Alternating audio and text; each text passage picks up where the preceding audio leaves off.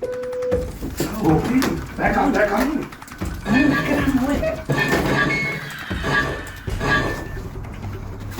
That's okay. You hipped the tar out of him, and that was really good that you used your hips to pin him back. I thought you were playing basketball for a minute because you boxed him out, so that was great.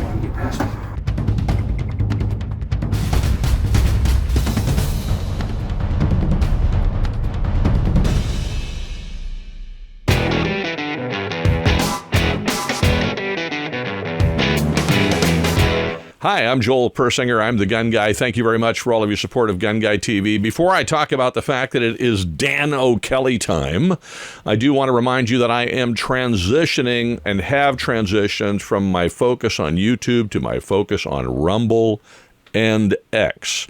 And so while this interview will appear on YouTube because they will allow it, there are a lot of videos and content I'm producing on Rumble and X that will never be on YouTube because they won't allow it. So I do urge you to come with me and go over to Rumble and X so that you can get all of the content that I produce. There are links in the description. All right, we're going to go talk to Dan O'Kelly because Dan is an expert, the great Swami Shaboom of federal gun law, and he's in the federal court system fighting with ATF and fighting against violations of your rights all the time. There have been a number of great victories recently. Most recently, I think, probably the victory for rare breed triggers and their forced reset trigger. We'll talk about those. We'll talk about victories that he sees coming in the Supreme Court and other courts. And so, since he knows much more than I do, let's go talk to Dan. Dan, thank you very much for coming on the show again. Man, it's been a while since we did this. I've missed you, buddy. I really have. Same here, Joel. We've had some victories over ATF in court. I mean, we're not attorneys, either one of us, so we kind of got to maybe talk about that to the degree that we can, like the forced reset trigger thing and that kind of stuff. But there's other stuff going on as well. It might be interesting to chat about. One thing for sure, you've got stuff going on at work, don't you? What do you got? Don't you have a conference or something coming up? Yeah, we have several seminars coming up.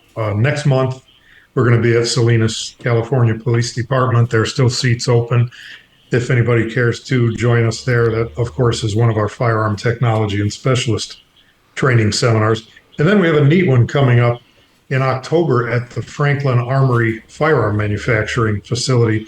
They're good friends of ours, and they agreed to host one. That one's going to be different because it'll not only include a tour of their manufacturing facility, but there's an optional but free fourth day that's going to be an armorer's school for their binary triggers. So anybody who attends and wants to become an armorer for the binary triggers gets that added bonus at no extra charge. No, and where are they? I don't know where they are. Yeah, they're in Minden, Nevada, which is very near the California line. Yeah. So it's pretty convenient for California residents. And then in November, last one of the year, we're going to do San Diego Police Department. So hopefully, if anybody wants to attend, we'd love to meet them there. Okay, I'm going to throw it out here, and then you can always bow out later on. But while you're in San Diego, come on over to our office in Mission Valley. We'll sit down together and do another one of these where we're actually sitting in the same room. What? That'll be neat. That'll be neat. Then maybe we can go grab some dinner afterwards. That'd be great. Yeah. Well, now what is happening with the?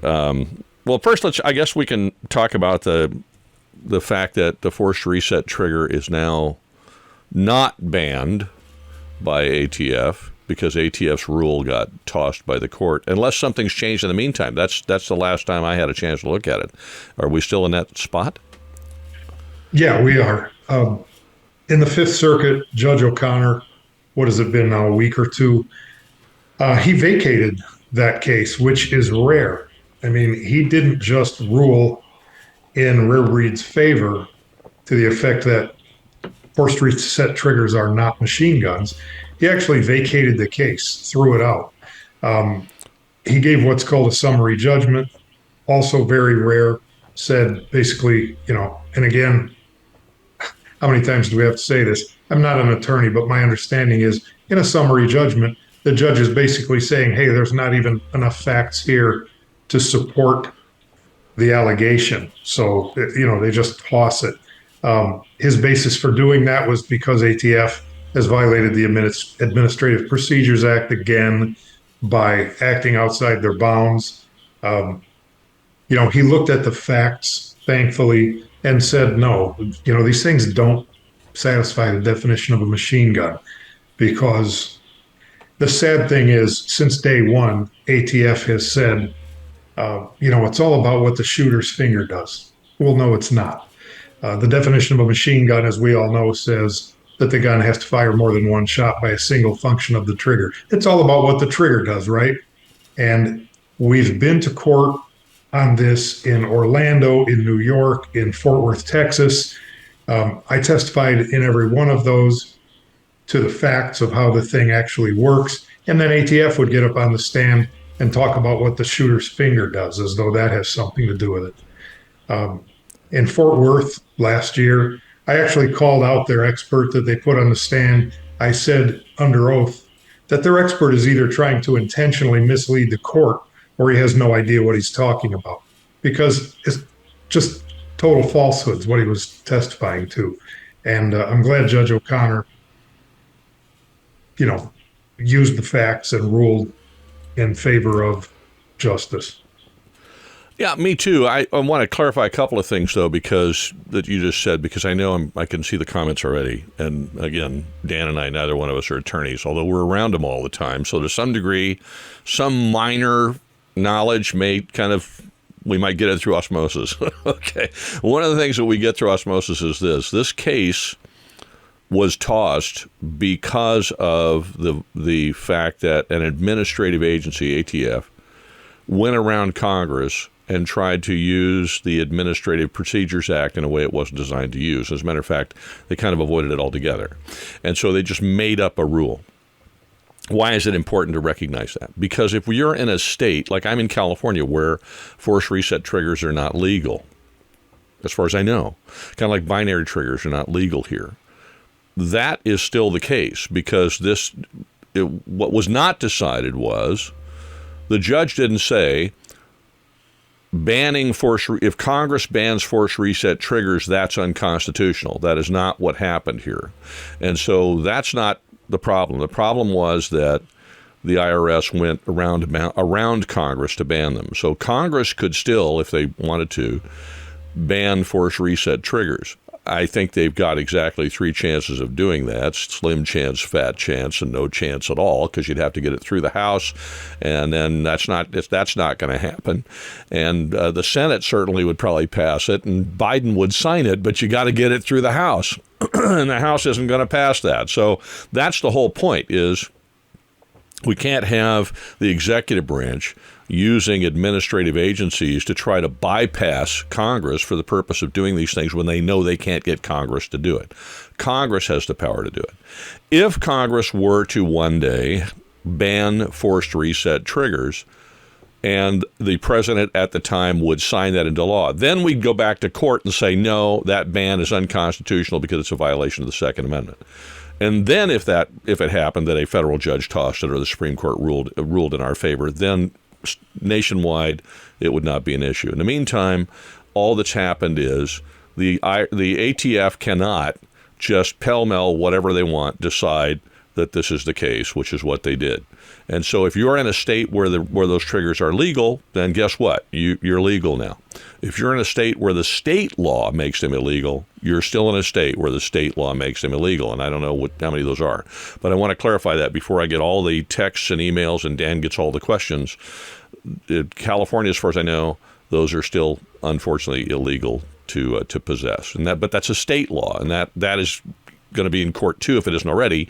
But you kind of have to take one step at a time sometimes. Sometimes we attack these all at once, sometimes one step at a time. But that's kind of the status of it at the moment. By the way, Dan, I wanted to ask you something I didn't ask you a few minutes ago, and that is, you mentioned your classes, and you got the one in Salinas and you got the one in Nevada that'll also, if somebody wants to be an armorer. Can anybody attend those, or are they just law enforcement? No, they're open to the general public. Nothing that we teach is classified, secret in any way. We regularly get attendees that are private citizens, collectors, licensed dealers, manufacturers, importers. We've had doctors, dentists, honestly, we've had attorneys. But a lot of our attendees are law enforcement, and they're guys who have internet shows. Right, right. Yeah, I went to one. You I did. did. It was a We were great glad class. to have you there. No, it's Yeah. open to the public. It depends on the host. Some police departments will give us the caveat that, hey, when you're going to teach this in our police station, we're only letting law enforcement in. Can't do much about that. It's their house, their rules. But Salinas has not given us that rule. Franklin Armory certainly has not given us that rule. And I don't believe San Diego PD has either. I think their concern is they don't want, how should I put this? They don't want somebody coming in there who's obviously a criminal.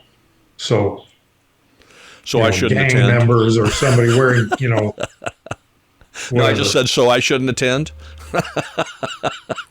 Yeah, you're a real criminal street gang member. San Diego PD will hook me up right away, just like that. No, it's So open anyway, I to just the wanted to public. make sure people knew they could come if they want. So, and then gunlearn.com is the website that you see at the bottom of Dan's face here, and that's where you would go. So there you go. We did the shameless plug for gunlearn.com. And if you are an armor, or you work at a gun store, anything like that, or you're just curious, it's a great class. You should go. It's an absolutely terrific class. So I may see if I can wrangle a spot to go again, but it just depends on time. But it is a terrific class. Thank you. Well, anyway, what else is there going on with ATF that we should talk about? I have not had my finger on the pulse of it like I should have lately. Well, considering that the Supreme Court threw out bump stocks not too long ago, the last time I was on the show, we talked about that, and I predicted that before long, that decision was going to get the rare breed triggers thing cleared up because it was the same logic used that applies to both of them. So along those same lines, I think I mentioned it last time, I'll say it again. ATF's going to get beat on receivers. The Supreme Court is scheduled to rule on that next summer. It's the next session, and it'll be summer before they get to it. So we're talking almost a year, if not a full year. But ATF's going to lose on receivers. I look for them to lose on braces when that finally gets to the Supreme Court. And I look for them to lose in a big way on solvent traps, too. All of those are situations where ATF, the street agents, they will quote to you what Firearm Technology Division told them to say. Firearm Technology will tell them, hey, ATF's position on solvent traps is that they are silencers, or braces that they are stocks and therefore make short-barreled rifles. But Firearm Technology is answering to headquarters, and headquarters answers to the president. And we all know what their attitude is. So they're just being a rubber stamp, and they're going to lose because they're not acting in good faith. It does seem like the Supreme Court in particular, and many of the federal courts, but certainly the Supreme Court, has a burning desire to rein in these administrative agencies, not just ATF. They've gone after EPA. They've gone after, they're just reining them in all over the place where they're making up rules that go beyond the boundaries of the statute in question, and that's what ATF keeps doing. But that's not unique to ATF. That's been going on with federal agencies a lot. I think the whole doing away with Chevron deference, which happened just recently, where, you've mentioned a few times that you go into court and you testify on something, and then the ATF agent sits down and testifies, and the court will just defer to whatever ATF says, whether it's right, wrong, or indifferent. They just defer to that. I guess, according to Chevron, from what I understand, the courts were required to give them special deference a lot, and now they're not because the Supreme Court wiped that out. So I'm wondering if we're not going to see these things fall more readily at the lower courts, the federal court, lower court, not necessarily the district court. I guess it's called the district court, the lower court, isn't it? The federal agency. So I'm the wondering, circuit court. Circuit court. That's what I was thinking of. So Courts. I think we're going to see these fall more because of that decision, but I guess we'll have to wait and see. Now, you mentioned three things. Let's talk about what they are. So if somebody heard, solvent trap, lower, and I forgot what the other one was, let's talk about what those devices are, just in case somebody that's watching this is new to guns, has no idea what we're talking about. So when you're talking about they're going to lose on where lower receivers are concerned specifically, what is that case about? Okay, that's the issue concerning what constitutes the frame or receiver of a firearm. That's the issue that I first raised in 2014. ATF's lost in so many landmark cases that after the 2018 case in Toledo, Ohio, in federal court, Rowald and Robeson, I testified that no, lowers for AR-15s, even if they're in a 100% complete condition, they only satisfy the definition of a frame or receiver by 50%. They only have 2 of the 4 elements required to satisfy that definition, even when they're completely finished. Forget 80%ers or anything less than that. So the judge threw that case out based on my testimony. It took 2 more years. ATF finally decided they were going to come up with another one of their famed new rules and tried to write a new definition of a firearm frame or receiver. And it took 2 weeks for a federal court to throw that out, saying, hey, ATF, once again, you don't get to write laws. So this thing is null and void. ATF has appealed that. It's gone to the Court of Appeals. And the only thing left is the Supreme Court. It's on their docket. And as I said, next summer, Supreme Court is going to tell ATF, this is in my opinion. Of course, why would they change? ATF's already lost this for 10 years every time it's gone to court. But the Supreme Court's going to tell ATF, hey, no. So that's that one. Solvent traps. Well, wait a minute, before you go on. So what exactly, you said it meets half the definition. I know we've talked about this, and I did take your class, so I actually know, but I think it'd be informative. What are the 4 parts of a receiver? And it seems to me, if I remember class correctly, the lower only meets 2 of those criteria. Did I get that right? Right. The definition of a frame or receiver in the Code of Federal Regulations says, in order for a piece to be a firearm frame or receiver, it has to A, receive the bolt. Not receive, but house the bolt. Number 2, it has to house the hammer. Number 3, it has to house the firing mechanism. And number 4, it has to receive the barrel. So something can't be a firearm frame or receiver unless it does all 4 of those things. And if it's not a frame or receiver, it's not a firearm. And if it's not a firearm, it can't be a machine gun. That was one of the cases that ATF tried to bring, that the guy had the auto sear pin axle hole in his lower, and ATF said, well, not only is this a firearm, but it's a machine gun. So no, if it doesn't do all those 4 things, it's not a frame, so therefore it's not a firearm, and of course can't be even a machine gun. Well, in the case of an AR-15 lower, it only does 2 of those things, right? It only does 2 of those, yeah. It doesn't receive the barrel, and it doesn't house the bolt or breech block. It only houses the hammer and the firing mechanism. So even on a good day, an AR lower only does 50% of what that definition requires. By the same token, ATF has said for decades that an FAL type upper, which they consider a receiver, it only does 2 of those things. It does the other 2 that an AR lower doesn't. But that's another story. Why they consider the upper of an FAL the receiver and the lower of an AR is beyond me. But regardless, ATF lost on that, and Supreme Court. You were going to mention the other ones, and I interrupted you. I apologize. Go ahead. Yeah, no problem. Solvent traps. For the first several years that solvent traps were out, ATF had no problem with it, and they put it in writing. It's a tube that you put on the end of the muzzle of your gun so that when you clean it, you can catch the dirty patches in the solvent. At some point, after years of approving that, certain people went out and used them as silencers by drilling a hole in the other end and shooting through it.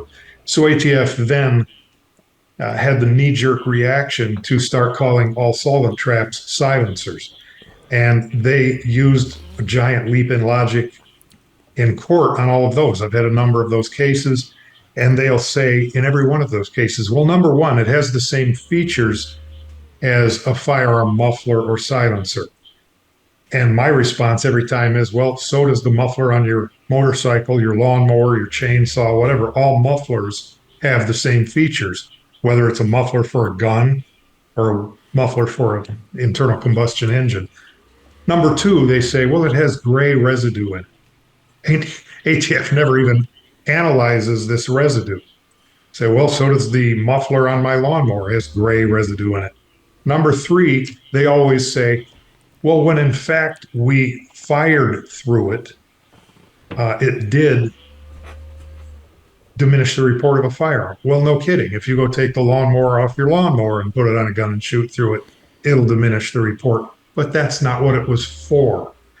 And the definition of a silencer says any device for. That's the third word in the definition. Any device for diminishing the report of a portable firearm.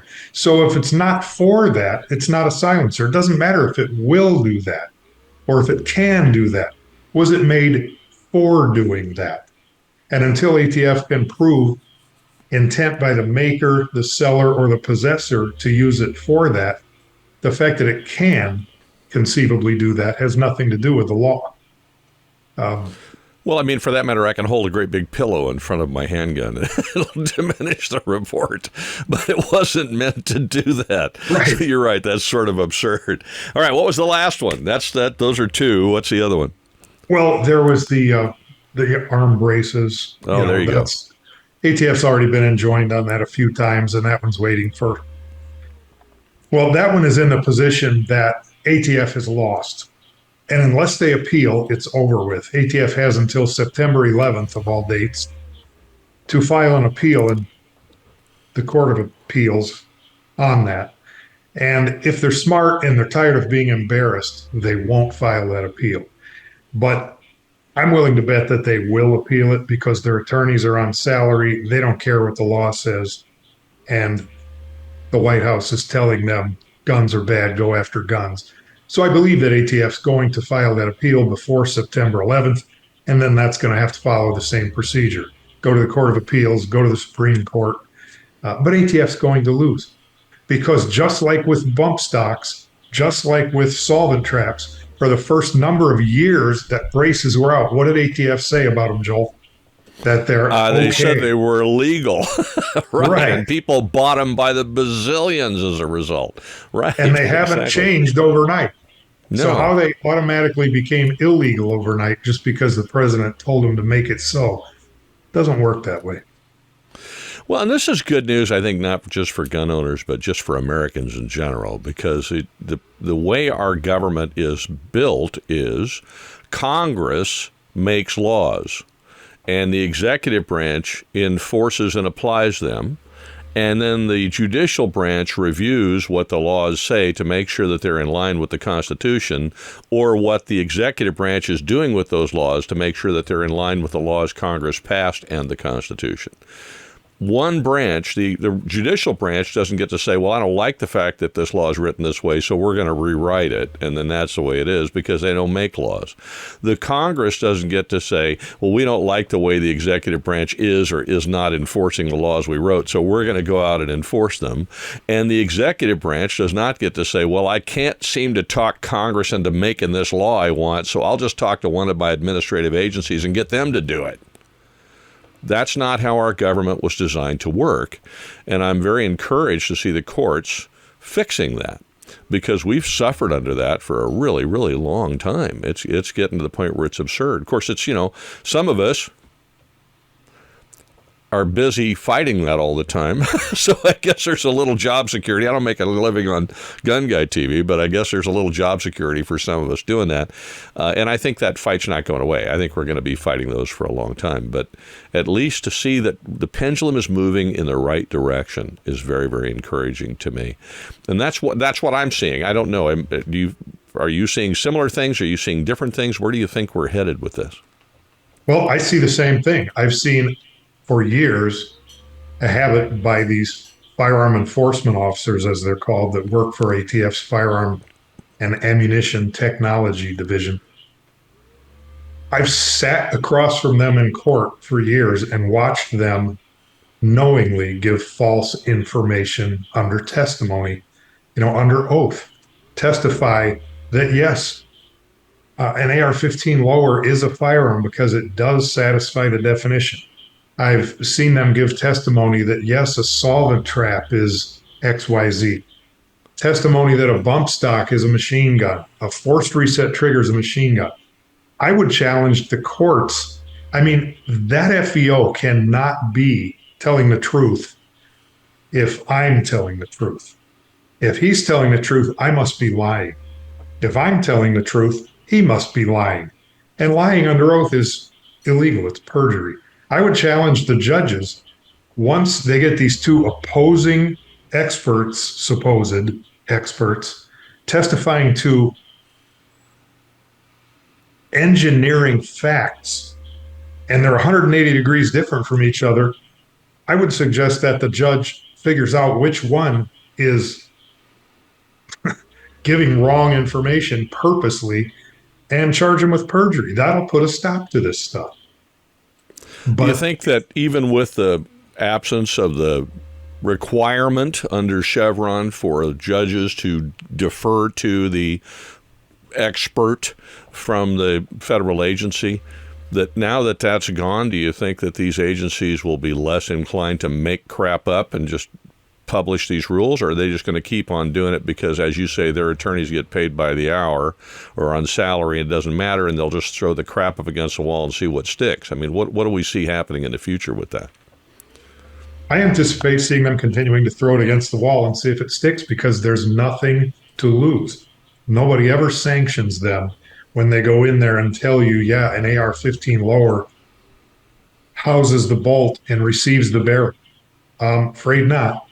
You know, et cetera. Where is there a penalty afterwards for telling these lies under oath? And until the courts start holding these people's feet to the fire, they're going to keep doing it. And that's what's causing these cases to have to go on for years. You know, in the case of rare breed triggers, these people have lost millions. They've been run out of business.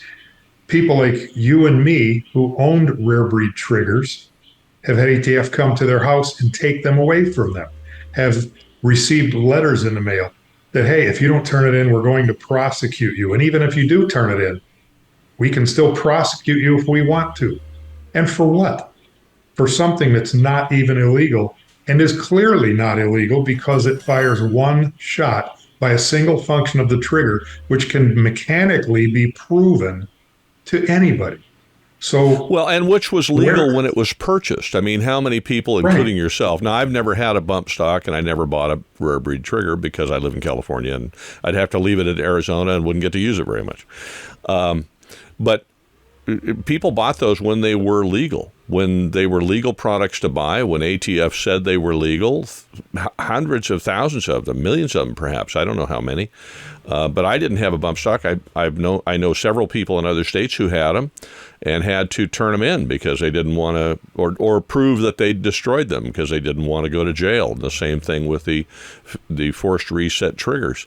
And where is the money that you spent on a legal product? Is ATF writing a check to these folks saying, well, sorry, we've decided differently now and you have to get rid of that. And how much did you spend on that? Give us your receipt. No, they're not. And so the individual owner is not only out of a product they bought, which was legal, but they're also out of the money. So everybody gets hurt except ATF on this. Exactly. I fully agree on that. The one difference between bump stocks and forced reset triggers, bump stocks for the first 10 years, ATF said in writing numerous times, they're legal. They're not machine guns. With forced reset triggers, I don't believe that was ever the case. I test fired the prototypes for rare breed before they ever went to market and gave them an opinion letter that no, they don't satisfy the definition of a machine gun. They're not a machine gun. So been involved with that case since the beginning. I don't think there was ever a time when ATF agreed with those not being machine guns. ATF just had not weighed in on forced reset, which is a ridiculous term to begin with. Forced reset triggers. They just never weighed in. I told Rare Breed when I gave them their opinion letter, I said, these are not machine guns. They are legal according to the letter of the law. I said, but ATF's going to fight you on this because they're not going to like these. And when they don't like something, they'll drag you through the legal keyhole. And it's going to cost you. It's going to take time. I said, don't be surprised when and if that happens. And that's what ATF did. And I believe it's because Rare Breed didn't send one into them and ask for their mother may I. They didn't kiss the ring. They reached out to some outside expert and got their opinion instead of asking for them to bless this thing. And who, by the way, an outside expert, may I mention, who kicks ATF's butt in court on a regular basis. Okay, so it's not like there may be a little bit of dislike for me out there in ATF. I'm not sure, but they just might not like me. Think? And that may have had something to do with it. But I would like to see ATF have to make these people whole. You are universally loved by my viewers for the most part. I mean, I'm sure I get it once in a while. I get a rogue ATF agent who jumps on there and pretends to be somebody else and says something nasty, but not very often. So you're in a good spot over here. Yeah, I mean, the courts have got to start holding these people accountable. I think that's going to be up to the judges to do. I hope they now have the freedom to do so, and I hope some judges actually do, because I suspect that if you went into court to testify and knowingly, willfully lied your butt off to support your client's side of the argument, that the court absolutely would charge you with perjury, and if not throw you in the clink, certainly issue a rather sizable fine. So it should happen on the government side as well. A government should not be allowed to lie in court. Nobody should be permitted to go into an American courtroom and tell a bald-faced, intentional, willful lie or series of them without facing some sort of repercussions. You go in there and you take an oath to tell the truth, and that's what you need to do. Well, what else have we not covered that's going on with federal stuff and ATF and like that? Is there anything else we didn't talk about that we should? One last thing on this rare breed issue is this vacatur by the judge on this rare breed force reset trigger issue. He, in his decision, said that ATF cannot prosecute, sue, tell anybody that forced reset triggers are machine guns, cannot send notice letters, they cannot ask for surrenders, they cannot destroy any of the ones they're holding on to, and must not interfere with the possession sale of them, and must return the ones they're in possession of. So if you had one taken by ATF, you are supposed to get it back according to Judge O'Connor. Again, if ATF appeals this to the Supreme Court, and don't be surprised if they do, it'll take another year or two, but you're going to get the same result, and you are going to get your stuff back. I just can't wait to see Rare Breed sue them in civil court for having maliciously prosecuted this whole issue. On other issues, Joel, that about covers it as far as I can think of. Those are the main issues. I'm still getting a lot of cases, but nothing I can really discuss right now. So, well, and if you are prosecuting or you're suing the federal government on firearms cases, this is your guy if you need an expert, okay? So they don't get to be more expert than this gentleman. So you reach out to Dan O'Kelly at gunlearn.com. Unless you got a different place you want them to go. Will that work? A place where they should go, gunlearn.com? Yeah, that works. Okay, so reach out to Dan because he's fighting these battles on behalf of gun owners and the Constitution and federal law on a regular basis. So, and take his class. Where are the classes again? Where are they? We have next month in Salinas, California at the police station. We have October at Franklin Armory in Minden, Nevada, and then November, San Diego PD. And if you're on the East Coast, we have one in November at Manatee County Sheriff's Office in Bradenton. So, well, and I'm in San Diego County, so I'm just going to say, if you're in San Diego County and you're in the firearms business at all, sign up and take that class. It's incredible, and it's extremely helpful. You'll walk out with, first of all, you'll walk out much more knowledgeable. You got to pay attention. You take the test at the end, you'll walk out with a news certification you don't have that you can have, which is going to help you probably in your career. So if they have it at San Diego PD, I would go on gunlearn.com and look for that event and sign up for it if you're working at a gun store or you're active in any of the organizations that's fighting for Second Amendment rights. It's right here in San Diego. It's not very far. So even if you're up in Orange County, Riverside County, LA County or something, come on down. San Diego PD has a pretty good sized facility, so probably got lots of room. That would be pretty cool. There you go. There's a free plug. Now, when you come down here in San Diego, you owe me a sandwich or something. I think I can do better than a sandwich. I figured you can. Dan, have a wonderful day, brother. Thank you so much for taking the time to come on the show. I appreciate it. Thanks, Joel. Thank you very much for watching the whole interview. I'm very, very grateful that you do that, and thank you for your support again. If you'd like to support the channel, you can do that by going to Gun Guy TV Crew. You can just go to GunGuyTVCrew.org, or if you're on Patreon or Locals, you can go to either one of those. Now, I would strongly suggest Locals because we may start doing some live streams on Rumble and X that'll also be on Locals, and I can't navigate getting those on Patreon too. Otherwise, we certainly would do it. So if you're going to choose between the two, Locals would be better. It's actually part of Rumble. And I do suggest that you, again, go over to Rumble, go over to X, because that's where the majority of my content will be from now on. And you can find links in the description. Thank you very much. Have a wonderful week. And wherever you go, whatever you do, stay safe.